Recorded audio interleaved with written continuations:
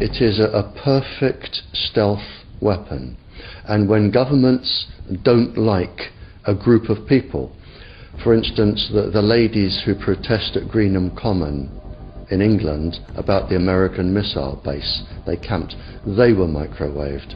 We microwaved Catholics in Northern Ireland to make them sick. It goes on all over the world, and it's a weapon that you don't know you're being targeted, because the dose is very, very low, which is actually more dangerous than a high dose. It may take a year or two, but you can cause neurological damage and cancers with low-level microwaves. Wireless radiation has biological effects, period.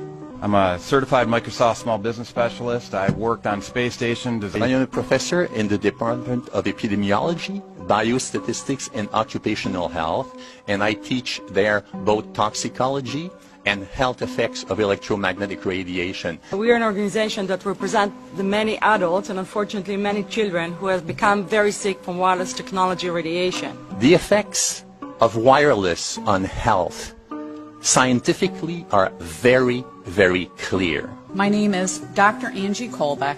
I've been reviewing the studies showing the impacts of wireless radiation on our health, and there are now thousands of studies showing the following adverse health impacts to wireless radiation: cancer, oxidative damage, DNA failure. Things like memory, dizziness, anxiety, brain fog. Headaches, nosebleeds, cognitive problem, exhaustion. We have evidence of DNA damage, cardiomyopathy, which is the precursor of congestive heart failure. Short and long-term memory loss, decreased attention spans, lower reaction times, even involuntary contractions of muscles. We suddenly have breast cancer in women who have no DNA predisposition.